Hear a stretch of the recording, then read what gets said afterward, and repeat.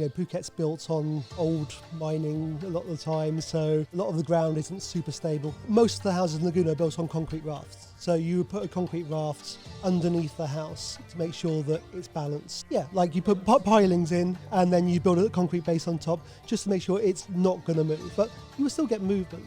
Small movement's okay in most things, as long as it's not large movements and the bases have been built well. So some of the older buildings, great, they're secure. I'm not too worried about them. Some of the new apartment buildings I might be worried about a little bit more. They seem to be pushed up very, very quickly.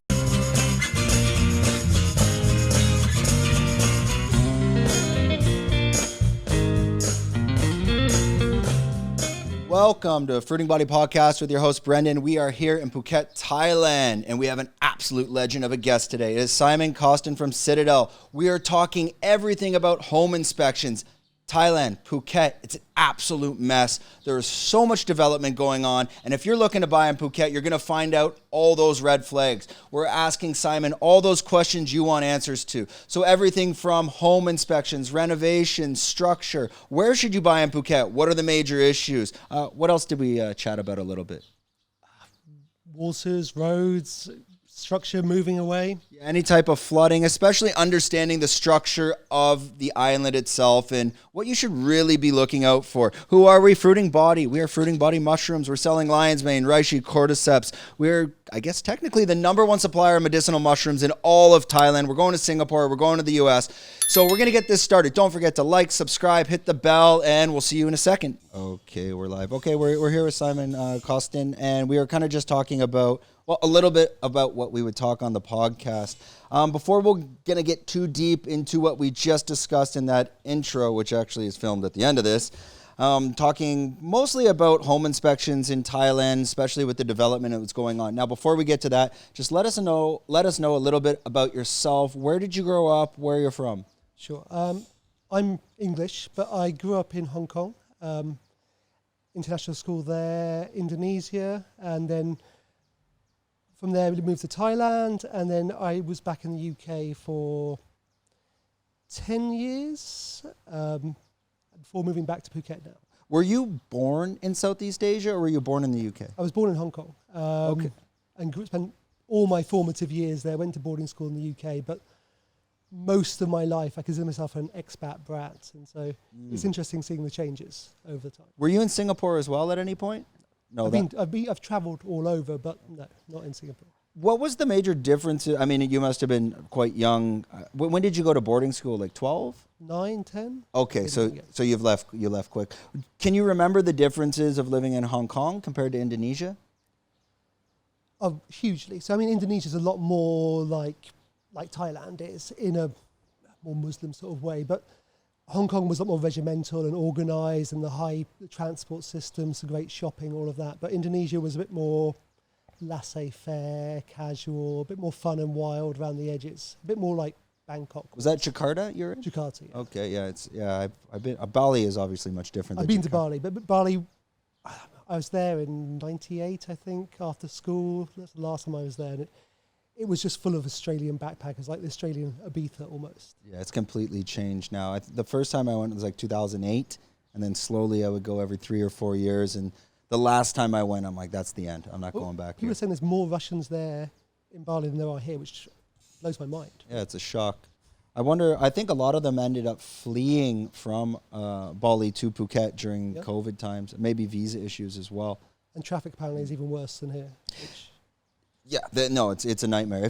When's the last time you were in Bali? 98, I think. Okay. A long time ago. Okay, a long time ago.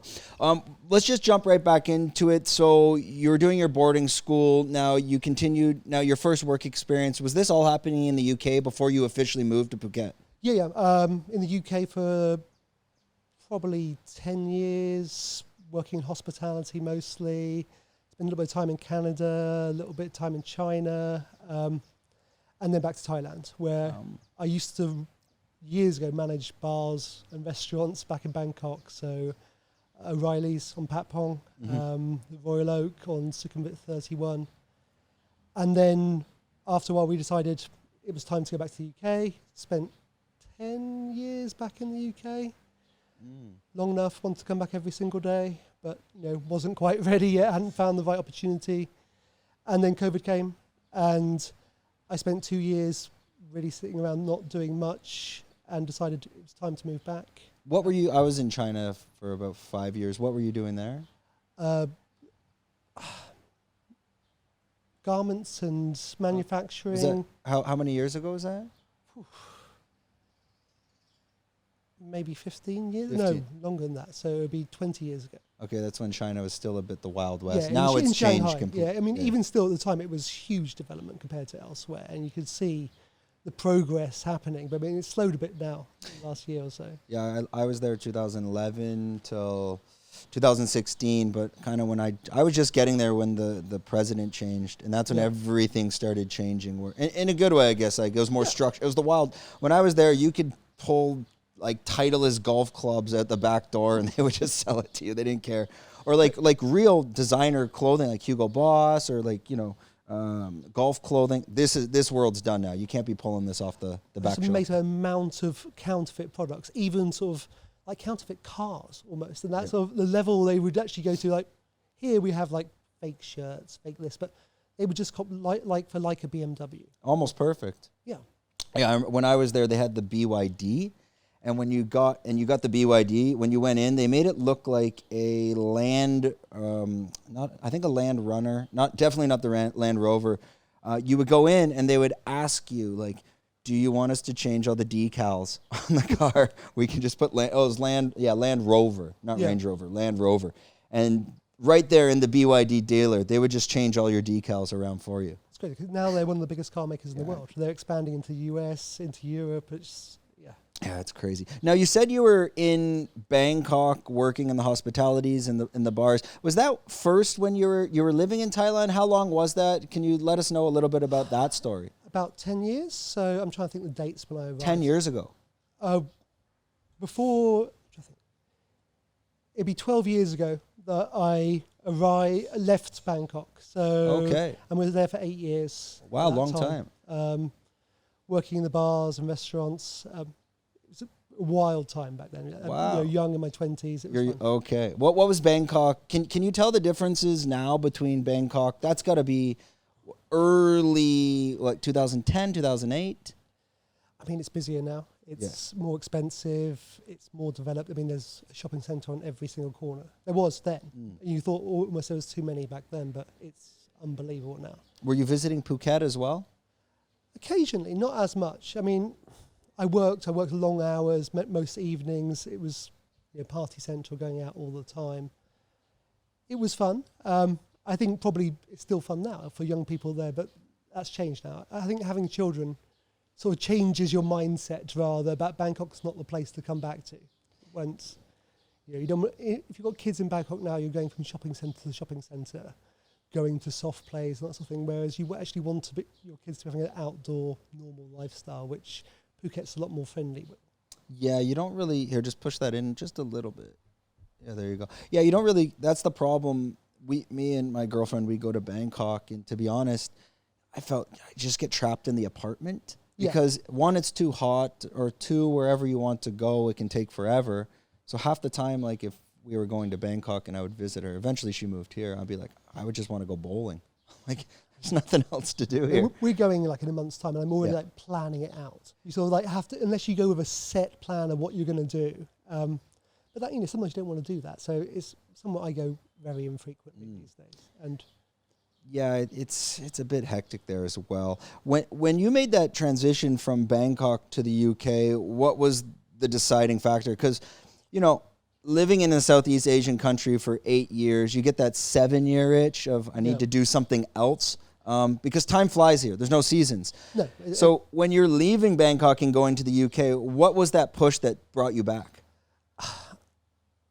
I lost my job at the pub I was working at then. I spent a long time rethinking I didn't really want to be working for somebody else anymore. So the thought was I could open something in Bangkok. But then I thought, well, my wife was interested in going back to the UK, so we thought long and hard and decided, well, we'll go and try it and see how it goes. With initial thought of 2-3 years, see how it is, earn some money, come back, do our own thing here. But as with always, plans change, and 2 or 3 years morphs into 10, and down the line, it took a big change again, like COVID, to actually make a switch and think about coming back. Yeah, I think even this podcast, the Mushroom Company, everything was born out of COVID. It kind of makes you realize it gave people a lot of time to think and then replan and structure. I know it wasn't, obviously, it was a disaster and a horrible thing all around, but it allowed a lot more more time to think about actually what they wanted to do. And it's changed the economy in Thailand hugely. From beforehand, everyone had set jobs, and now the freelance industry in Thailand is huge because everyone's taken that opportunity to work as freepreneurs, whatever you call it these days. Yeah, there's much more. There's a lot of growth. There's a lot of opportunity. You see a lot of digital nomads coming here, which can be a problem for legit businesses as well, because there's a huge operating cost just to get started. Yeah. So when you see people come in and maybe doing it under the table, it can be a bit distracting. It is, but I mean, I think it's good for Phuket overall. I mean, to bring the age down from 20 years ago when we used to come here and it was the Florida of Thailand. Everyone was blue rinse, retirees coming down here. And now it's young and dynamic. There's, I think, 8 international schools on the island. There's young people everywhere you look. It's diverse. I mean, there's lots of different nationalities all melting together fairly well. And yeah, besides the infrastructure, we don't know how that's going to hold up. The infrastructure is awesome. Which is going to be great for your business and all the development. We're going to get into that. This podcast, again, is really for people that are selling a home or purchasing a home and looking to do a home audit, a home inspection. What should we be looking for? What are the questions to ask? What are the do's and don'ts? Sure. Before we get into that, one point I want to touch upon is when you're working in Bangkok, and you're running these bars and you're managing these bars, is there like some wisdom or words of advice? Because there's probably many people out there doing that today. And I've always wondered, isn't there just a certain point where you build it up, you build the systems, you build the structure, and they just go, yeah, I'm just going to pay a cheaper Thai guy. Thanks for setting that up. I think that's one of the big decisions as well. So I think when I was doing it, it wasn't a great salary then. But after a while, systems come in place, and with POS systems and modern technology and cameras to watch your staff, you can think, I can employ a Thai person just for half the price and just manage them closer. And why do I need this farang? I don't need this face anymore, really, to be out there greeting the customers. Yeah, and then you're just hopping from different restaurant to different restaurant, setting up their systems and then getting replaced. Well, it's a fight to the bottom. You're having to lower your salary to compete against all the other people doing it. And I know lots of people in the industry who now do completely different things, run art galleries, etc., because they've had to completely change their lifestyle and plan. But yeah, did you see a lot of friends at that time in Bangkok? Are they still there? What are they doing now? We still have a network of people who are still there. I would say majority of people we know from even 20 years ago when we first arrived are still there doing their thing. Okay. Probably going to the same bars every day. Yeah, I think especially if you get the English teacher side, it's a very complacent job. I mean, if you're in international schools and you're a teacher, the pay's quite well in Asia, in Southeast Asia. At the good ones. I mean, if you're at the good quality international schools and you've got the accreditation from back in the UK or the US or wherever, you can earn a good salary. And you've got a nice lifestyle. You have a maid at home and a nice house compared to the UK where you've got wild kids and, thoughts of being stabbed. Yeah, I mean, you're making bare minimum as a teacher in your home country, Canada as well. And out here, you're kind of living like a king. Oh, completely. And the salaries are much higher. I mean, starting salaries for some of these international school teachers, let's say at a BIS, easily you can make 150,000 baht as a single, and then if you're with your partner that's also a teacher, now your household's getting 300,000. And they get accommodation allowance and flights home, and the kids go to school for free at one of the better schools. Yeah. I mean, if you were a teacher back home in your country, I would highly consider this option. I think, to be fair, it's probably a fair market rate. They're important people, teachers. Really, they should be compared to doctors and lawyers of that. They're shaping young people's minds, whereas society in the West seems to treat them as, just bodies who will do a basic job. They're paid less than bus drivers or delivery drivers sometimes. Yeah, and there's no upward movement either. Yeah. Okay, just push that up a little bit. See if I can hear. Okay. We're going to get into the meat of it. So I know you guys have been hanging on. This is classic YouTube stuff. Maybe I got 10 minutes out of you. There's my retention. Let's just jump right into it. You left the UK. You came back to Thailand. You're doing a plethora of stuff, whether it's from home inspections to renovations. Let us know about your company and specifically what you guys are doing. Sure. When we came back, we set up Citadel Phuket. With the aim initially of property management. So we came back and we do bespoke property management rather than this off-the-shelf package that everyone else is offering, where we look at what a customer needs and we build a package completely for them. Whether it be pool cleaning, maid service, renovations, what they need when they're here, what they need when they're not here. Renting as well, or more management? Renting, yeah, as well. We try and do a mixture of both. And that led on to home inspections. So we do a lot of work. We did a lot of work with Laguna. So we did all of the property maintenance work, inspections for Laguna monthly, a lot of work for Angsana, and now we do a lot of private inspections where people who are looking to buy houses, we offer a service similar to the UK or the West, where you get, by law, you'd have to have a survey before you buy a house. Mm-hmm. And we would offer that service where we would go in and check the structure, the electrics, the AC, the pool, the drainage, the water systems, roofs, cosmetic stuff. But on top of that, we also offer what we think would be a fair market rate to fix all of these issues and other things we would look at down the future line. So we'd rate everything from high importance, medium to low, just so you had a full idea of what you're buying. Because here, there's no real market rate. There's no benchmark. Prices are being set by agents who are driven by high commissions rather than what you would see. I mean, elsewhere in the world, you would have comparative sites like rightmove.com where you go on there and see what the price is for a house in the area, but you can't see that here as much. And if you're inspecting a home, maybe those contractors will try to push things in which they can get high commissions on like the material instead of whether it's necessary or not. Yeah, I mean, well, most people wouldn't have an inspection beforehand, and then you would only really do what is visually you see at the time. So it's fine. You buy a house. Usually, most houses have problems. Not many houses you buy are, unless they're brand new, have no problems at all. But it's about knowing what to do first and how to stop things in the future. So looking at something, saying, okay, the structure. You need to look at the drainage at this side of the building or the AC's here. And if you sort it out now, it's to save you X amount in the future, rather than actually the problem coming along and it being twice as expensive to fix it down the line. What are some of the major issues you're seeing? And like, so you came into this home, you did the audit, and it gave us reassurance before we're purchasing to understand the critical issues. When you're seeing older homes like this one, let's say 15 years, maybe 20 years, what are some of the major issues that you are seeing nowadays?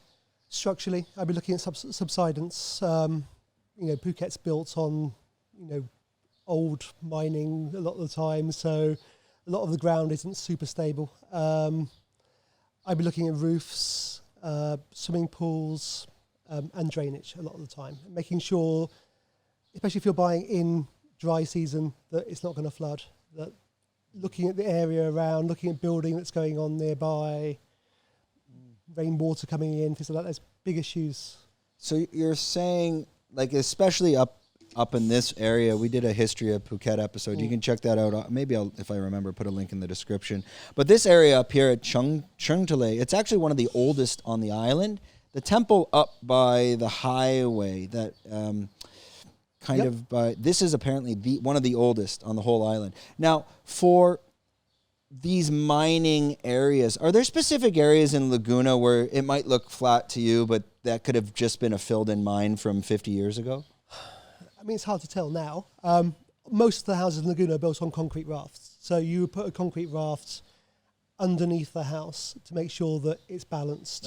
Like cement stilts. Yeah, like you pillars. put pilings in, and then you build a concrete base on top just to make sure it's not going to move. But you will still get movement, but small movement's okay in most things, as long as it's not large movements and the bases have been built well. So some of the older buildings, great, they're secure. I'm not too worried about them. Some of the new apartment buildings I might be worried about a little bit more. They seem to be pushed up very, very quickly. Yeah, my ex-boss, he bought a place at Anshan Lagoon, and he built it off plan. And when they were building it, they were putting massive, Anshan Lagoon in the back, massive concrete pillars in there, because that place, and it still is basically a marsh. Yeah. Well, all this area mostly was. Right. Where do you see now is probably, whether it's from Kamala to the highway up here in Talang, where is probably the more safer area to be purchasing, whether you're purchasing land or doing a build? In what way? In terms of maybe the market value? The structure of the land being secure. Maybe it's not going to be flooded. Maybe it hasn't been a mine that's been filled in. Maybe it's not an ex-marsh.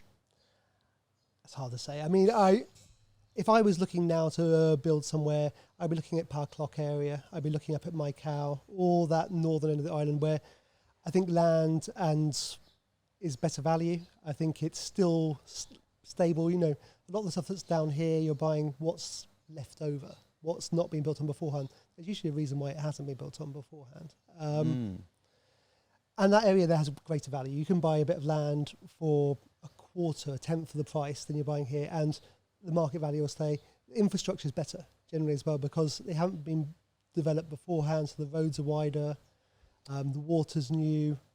Yeah, and it's just more farmers up there, so the farmer's just going to be selling big plots of land instead of around here. It's kind of has that Bali feel. Oh, if you've been that Bali feel, I was saying where, it's just roads are bending around different roads and properties, and it's not as the infrastructure is not as stable. Let's talk about.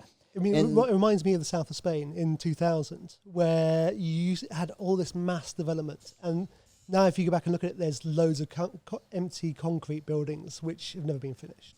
Do you think that's going to happen here with the recent growth in development in Phuket? I'm not sure. I mean, I think we're definitely due a slowing in the market. It's definitely going to get quieter.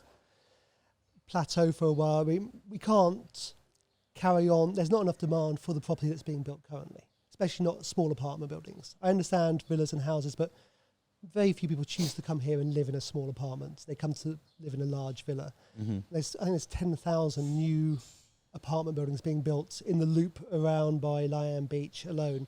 You think, where are they going to come from? Who's going to buy them? They're all being guaranteed a return of 7% a year, most of them, and good luck on that. There's no market for that. And eventually the developers will go bankrupt, or there'll be a change which will have to alter it. But the older developers, I think, are fine. They're more stable. Like the Botanicas and the Anshan, Laguna. They're quite backed by the bank. You don't think they're over leveraged at the bank? No, I think those three in particular, probably Supalai and Sansiri are fine. They're stable. It's more of the newer developers, I won't mention names, who I'd be more concerned about. Yeah, because a lot of them, they're trying to sell off plan to, maybe they're doing 10 units, they're trying to secure capital for 6, and if they only end up getting capital for 2 or 3, they try to start reducing the prices, or what I've heard is starting to offer agents like 10% commissions. I mean, yeah, someone was offering me 10% commission on a house the other day, but the prices were 20% higher than usual. But I'd be more concerned about a lot of these apartment buildings, especially. They're over-leveraged, they're borrowing capital. You don't know what currency they're borrowing in, exchange rates, all this sort of stuff.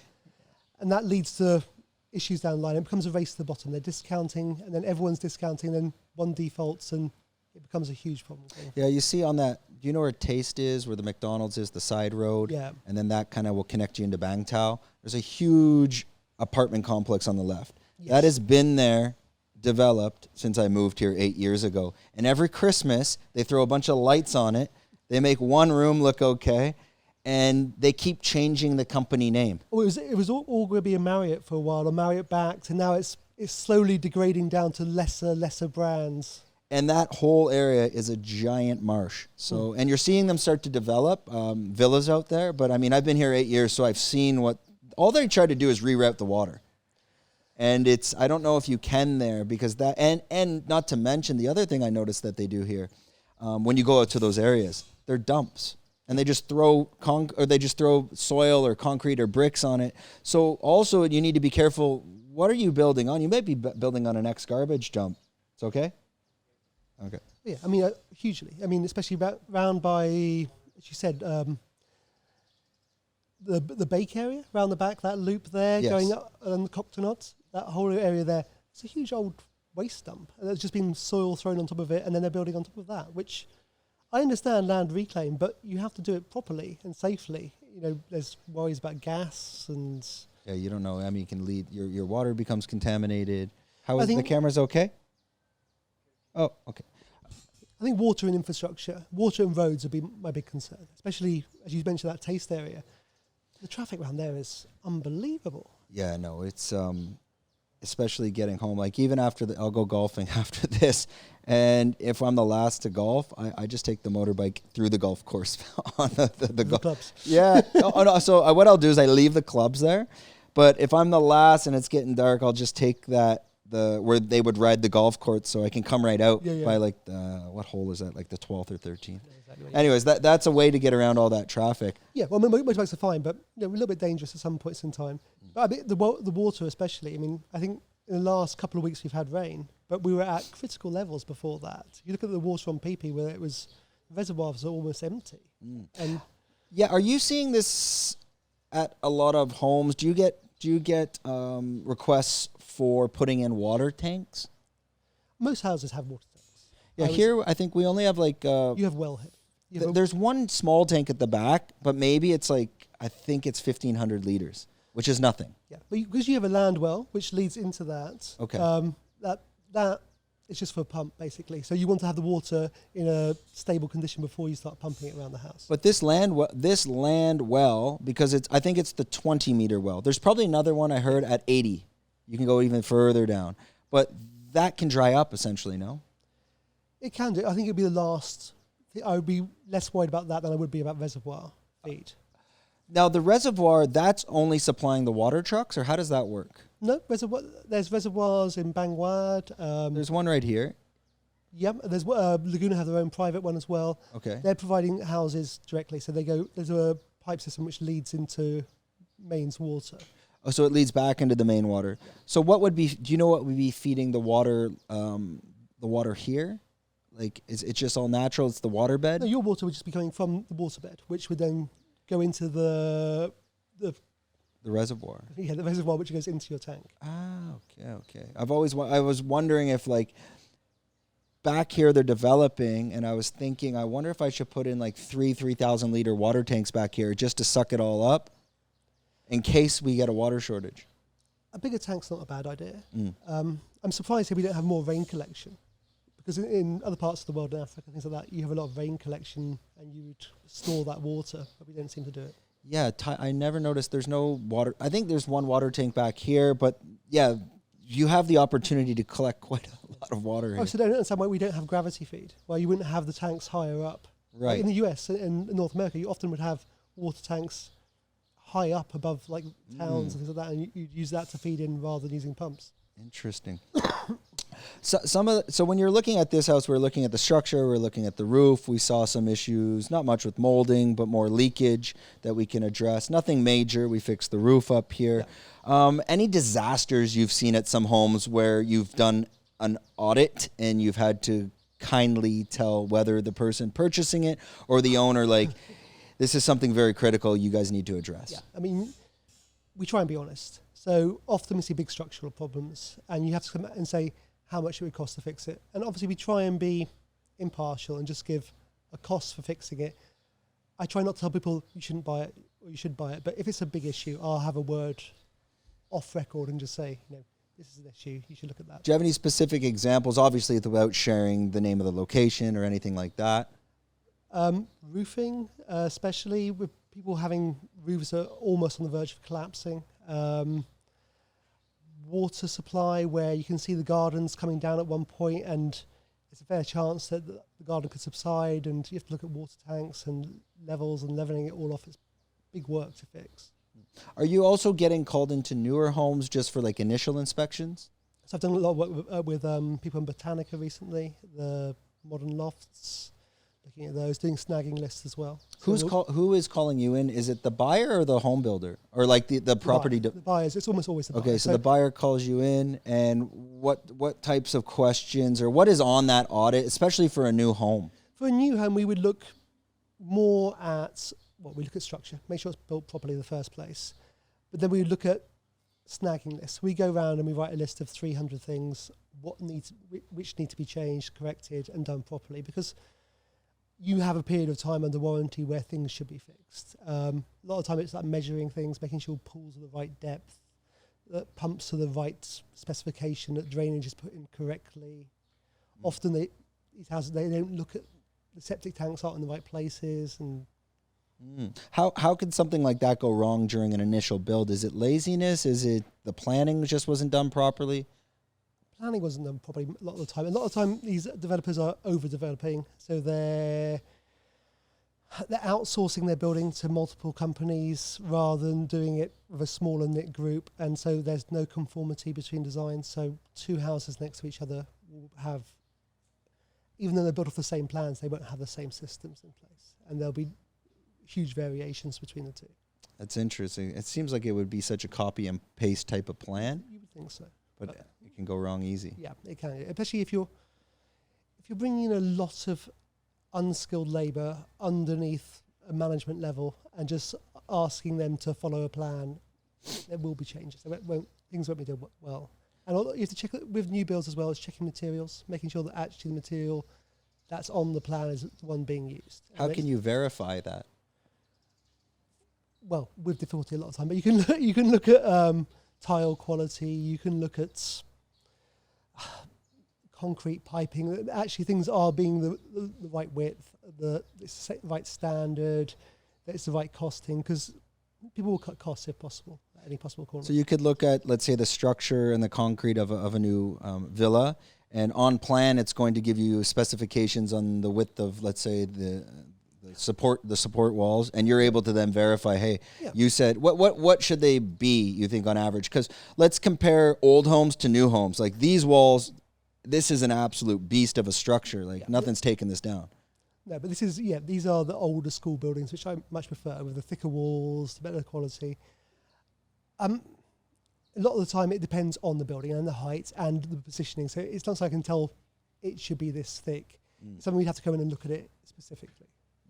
And I have structural engineers who will come and look at it with more knowledge than myself about the actual dimensions. Yeah, you're seeing cheaper apartment buildings popping up all around the area, and I mean, essentially, you can hear your neighbor through the wall. Oh, you can almost smell them through the wall sometimes. Is it a difference of also the concrete, the actual concrete, the material itself, where it's maybe more diluted? I'm kind of I don't know enough about the construction to maybe ask that right question. There'll be partition walls a lot of the time. There'll be stud walls rather than solid concrete walls. So here you would have a solid concrete wall.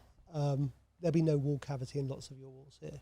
Whereas there'll be concrete pillars with plasterboards in between, and that's all your wall will be. So, okay, so the entire wall's not solid concrete. It's kind of, they're putting studs of concrete and then plastering it. Yeah, so you can see it. If you look at the building being built, you can see the solid concrete structure go in. There'll be steels added in and girders and more strength, but there'll be a lot of stud walls going in, whereas an older building will be a solid concrete building. I've seen a lot of the new buildings out. It's more kind of going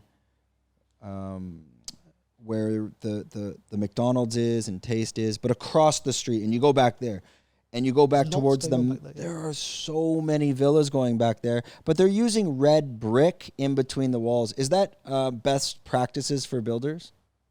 And there's nothing wrong with it. It's not something traditionally done here. Yeah, that's what I was wondering. I saw this. I'm like, I've never seen this before.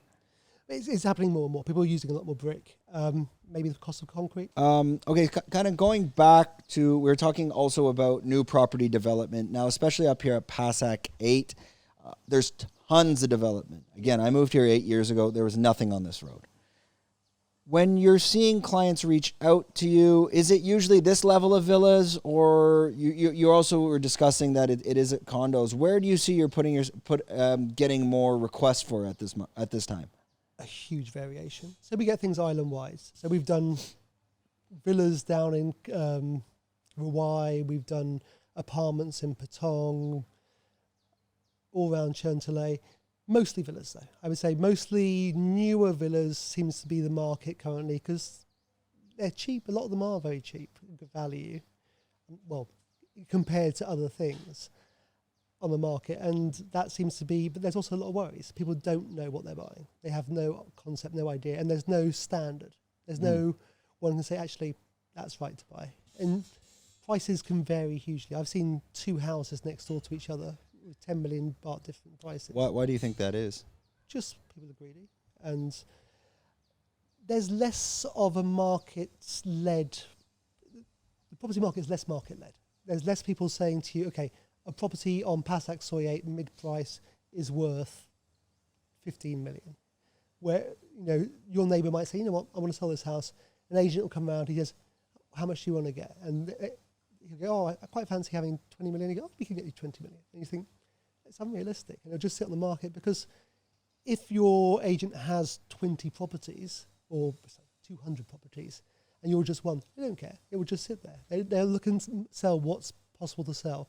But they're not going to say no to you if you're selling for 25 million because they think I get 5% of that. And it might not even sell for a couple of years at that price. Yeah, but you see properties on the market for years and years.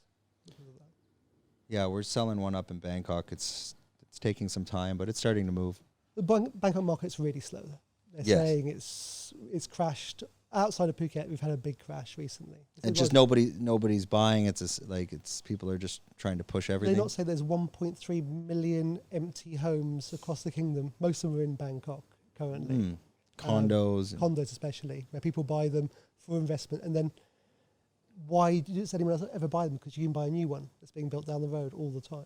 Yeah, that's true. And especially in Bangkok, in these newly developed areas, also you want to have the more upgraded facilities in your condo as well. Whereas in Phuket, it's almost different. I think people will pay a premium for older building in an established area with slightly more land, thicker walls, and this has been here for 20 years, it's going to be here for 20 years more. 100 years more. Whereas something that's being built brand new now, you might look at it and think, well, in a year's time, I've seen other estates by these people, and it looks like crap now. And Phuket, we're on an island. Land is, limited. Yeah. And we're kind of getting close to the end of building, at least up in this area. I mean, I don't know how the next move could be Macau or Pak Lok. I guess the issue with these areas is there isn't there's no communities there yet. Not yet. I think Macau is interesting with the new Bumrungrad Hospital. Yeah. I think there could be a lot built around that area, and the beaches up that end are nice. Pak Lok, we bought land in Pak Lok, and we're going to develop there, but it's less appealing because I think the beaches aren't as nice. It's quieter, but that's why I want to live there myself. And let's compare land prices. Let's say from whether it's up in this Pasak to Bang Tao area, and compare that. How much million baht per rai is the difference between Pak Lok and here? Oh, I think I saw you're paying something like 15 to 20 million baht a rai around in here, Chantilly area, whereas 4 million baht to 6 million baht in Pak Lok. I mean, it's a huge difference. But I think a lot of locals in those areas are now selling up and moving up to Phang Nga because they know they can sell the land and move. The ones in Pak Lok? Or elsewhere on the island, they're saying it's a great market now to sell to either developers or other Thais who would look to build something there.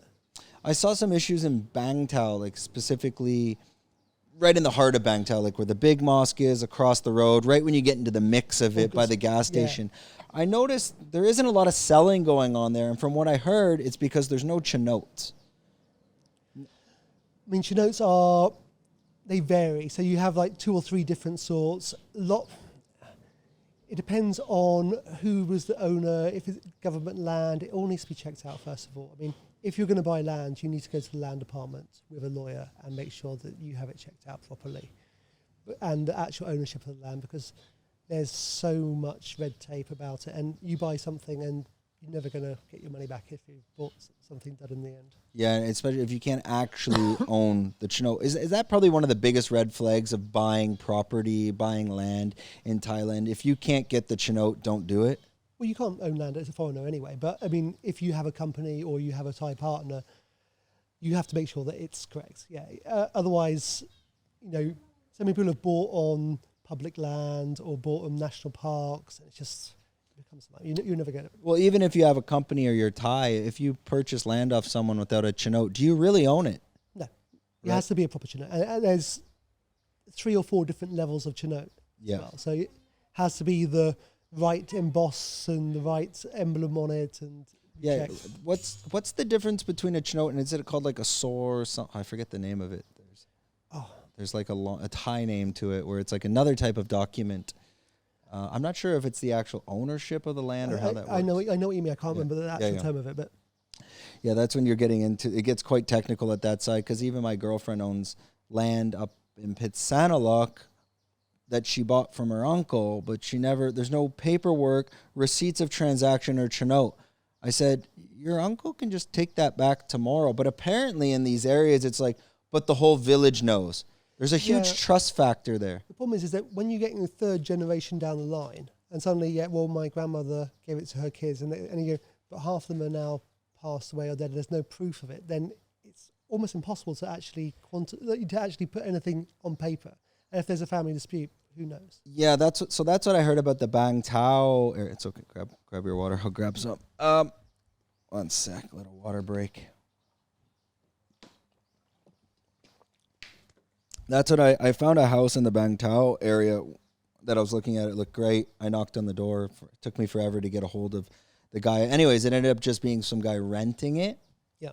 The land is big, and it's just Norwegian guy renting it. Finally got a hold of him, and he's like, well, first you don't want to buy this place. Termites have eaten the roof. So this place is a mess. And the second thing he said right away was, he's like, the owner is Norwegian, but he's super old, and this Thai guy manages it. There's no Chinook.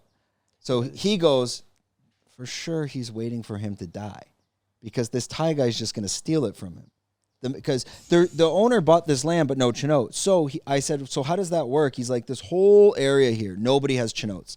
And it's a huge problem because the Puyaban, which is the owner of that specific soy in that area, is deciding who gets the Chinooks. I think a lot of times, especially in that area, it's owned by the mosque. A lot of the land is owned by the mosque and then given to people, given or lent to people. So it's confusing. I think if there's any sort of worry or any concern, but I'd steer way clear.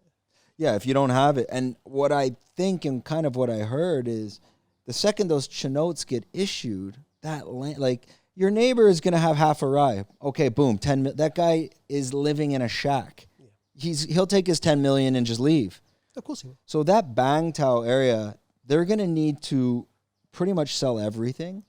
And then it becomes the opportunity to redo the whole infrastructure there.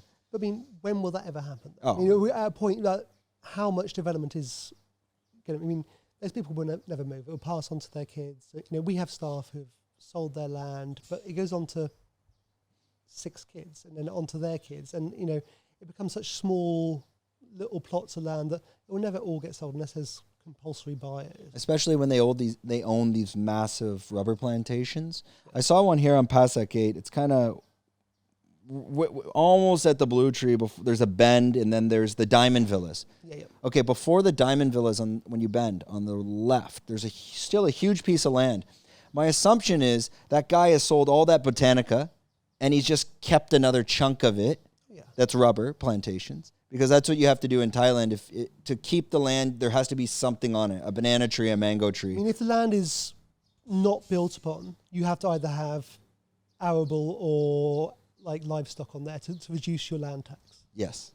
And I saw that and I'm like, wait, why didn't he sell this? I'm like, that guy probably made so much money off the Botanica land. He owned the whole rubber plantation.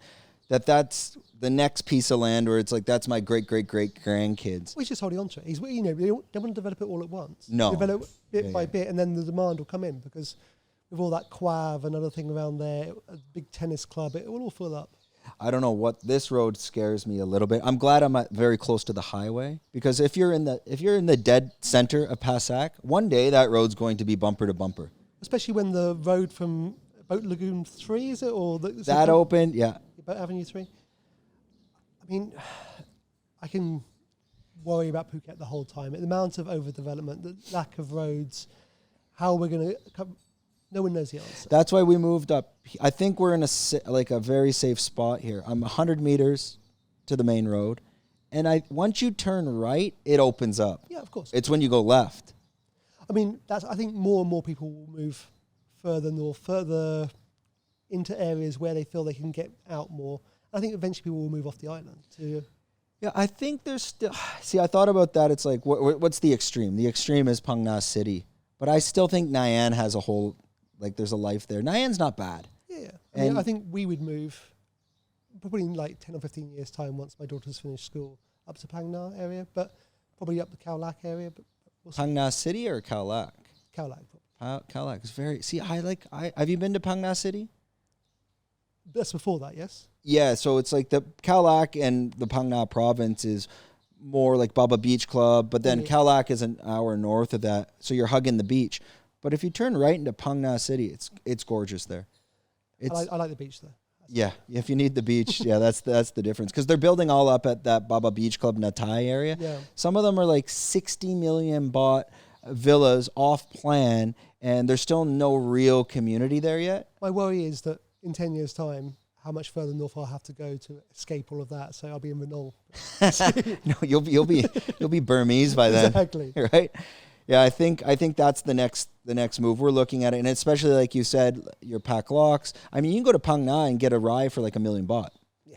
So it's not a bad idea to buy it, leave it for 10 years, and then worry about it then. It's a good investment. I think you can't go wrong with. You're not going to lose. No, and just throw a bunch of banana plants on it. Have someone take care of it. I mean, new airport coming in there. That there is infinite possibilities. Yeah, I was talking about that with some people at golf. It's just not happening in their lifetime, so they don't care. Yeah, well, I know who you're talking about. Yeah, Norman, it's like you're talking. I think it's 10 to 15 years. The airport's not announced, which 100% this airport's coming, and apparently that's going to be the international airport. It won't be Phuket anymore. Well, the new bridge will link it, I think, into Phuket, and then yes, but that isn't announced, and that will take 8 years at least. So then that becomes developed. Then you have to develop your Boat Avenue. You're talking 10 to 15 years before it's a serious like Phuket 2.0. Yeah, but I'm hoping that it won't be that. It will, someone will think about it and actually think about a more environmentally sustainable version, but maybe it's not. No. Not Thai enough to think that way. Let's see. Okay, we're going to wrap this up. What time is it exactly? 12:08. Oh, 12:08. Perfect. I got a tea time at 1:30. That probably took about an hour. Okay, so that pretty much wraps up this episode of Fruiting Body Podcast. Don't forget to like, subscribe. Let us know your thoughts in the comments. What's going on in Phuket? Where to next? Phang Nga, Malaysia, Ranong? I don't know. Maybe Burma, Myanmar? Is what? I don't know what we're calling it now. Okay, thanks for watching and hope you enjoyed. We're out.